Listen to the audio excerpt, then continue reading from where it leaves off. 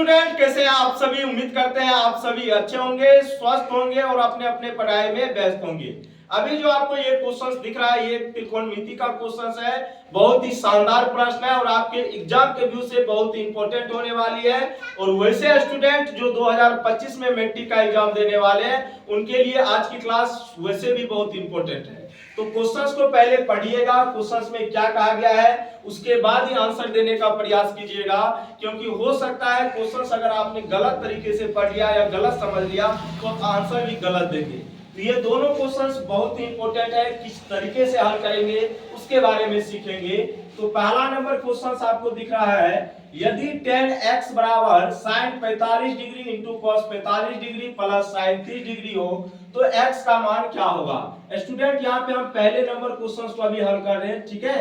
हमें क्या दिया गया पहला नंबर क्वेश्चन में, ये देखेंगे। सबसे पहले दिया है tan x बराबर, क्या दिया गया बुआ, tan x बराबर दिया गया sin 45 degree, sin 45 degree into cos 45 degree, फिर प्लस में दिया गया sin 30 डिग्री। और यहां से आपसे पूछा गया है कि x का वैल्यू क्या होगा। क्या हम नहीं निकाल सकते हैं? बिल्कुल निकाल सकते हैं और बेहतरीन तरीके से निकाल सकते हैं। बस यहाँ पे आपको जो दिया गया वैसे लिखते जाओ, जिसका मान पता है आप उसमें पुट करते जाओ।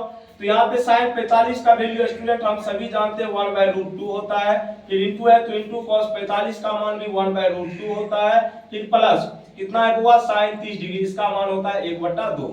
अब यहाँ से स्टूडेंट अगर आप देखेंगे तो tan x बराबर हो जाएगा 1 × 1 1 होता है, √2 × √2 कितना होगा 2 होगा, फिर प्लस 1 का कितना होगा 2।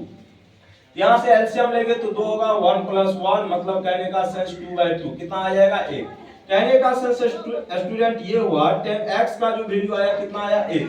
और 1 किसका वैल्यू होता है tan में, 45 डिग्री का। किसका वैल्यू होता है 45 डिग्री का। तो tan कैंसिल, तो x का वैल्यू कितना आ गया इस तरीके से 45 डिग्री, कितना आ गया 45 डिग्री। तो x का वैल्यू आपसे पूछा गया था और x का वैल्यू कितना आ गया 45 डिग्री, कितना आ गया 45 डिग्री। और यही आपके क्वेश्चन का क्या होगा, सही जवाब हो जाएगा। मुझे नहीं लगता यहाँ तक किसी भी स्टूडेंट को प्रॉब्लम हुआ होगा, ठीक है।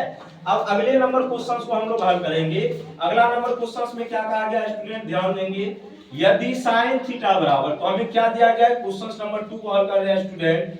तो हमें दिया है sin थीटा बराबर, sin थीटा बराबर cos थीटा, क्या दिया गया है cos थीटा। तो आपसे किसकी वैल्यू पूछी गई है, 2 tan square theta plus sin square theta minus 1 का।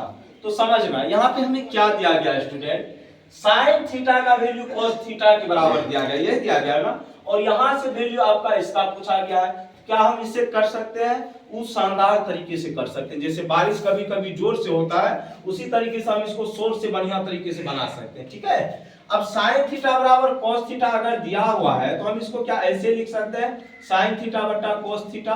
तो ये cos थीटा भैया इधर आ गया, तो इधर कितना बचा 1, क्या बचा 1। और sin थीटा बटा cos थीटा क्या होता है भैया, tan थीटा होता है ना। और ये 1 आया, क्या आया 1। आप ही जरा बताओ, ये tan थीटा का वैल्यू 1 है तो 1 की जगह हम क्या tan 45 लिख सकते हैं। क्यों भैया, क्योंकि tan 45 में ही तो 1 होता है ना। 1 किसका वैल्यू होता है, tan 45 का ही वैल्यू होता है। तो tan वैसे देखो यहाँ पे हम लोग तुलना करते हैं तो कैंसिल आउट हो जाएगा। थीटा का मान कितना डिग्री आ जाएगा 45 डिग्री, कितना डिग्री आ जाएगा 45 डिग्री। अब थीटा का मान अगर मुझे 45 डिग्री पता चल गया तो क्या हम इसका वैल्यू नहीं निकाल सकते हैं, बिल्कुल निकाल सकते हैं। तो जरा सा निकालो प्यार से, ठीक है। अब देखो 2 tan square theta plus sin square theta minus कितना होगा 1। तो 2 tan स्क्वायर थीटा, थीटा की जगह कितना रखेंगे बुआ 45 डिग्री, फिर sin स्क्वायर थीटा की जगह 45 डिग्री माइनस कितना 1 होगा ना। अब देखो 2 tan 45 का मान कितना होता है 1, तो 1 का स्क्वायर फिर प्लस sin 45 का मान 1 बटे कितना होता है √2, तो इसका स्क्वायर माइनस 1। अब यहाँ से 2 प्लस 1 का स्क्वायर 1, √2 का स्क्वायर कितना 2 माइनस 1, ठीक है। अब यहाँ से देखो तो एलसीएम कितना हो जाएगा 2, कितना हो जाएगा बुआ 2, ये हो जाएगा 2 प्लस यहाँ पे हो जाएगा 2, कितना हो जाएगा 2, नहीं एक सेकेंड। तो यहाँ पे देखो एलसीएम 2 आया तो 1 गुना 2, 2 गुना कितना हो गया 4, कितना हो गया 4, फिर प्लस 2 से 2 कट गया 1 हो गया, फिर 2 गुना 1 गुना 2 कितना होगा 2, कोई दिक्कत। तो 4 में से 2 गया कितना हुआ बुआ 2, 2 प्लस से कितना होता है 3, 4 में से 2 जाएगा कितना होगा 2 होगा, आई कितना हो गया 3/2। तो इसका आंसर कितना आ जाएगा 3/2। और यही आपके प्रश्न का होगा सही जवाब। तो बाय बाय, टेक केयर, जय हिंद जय भारत।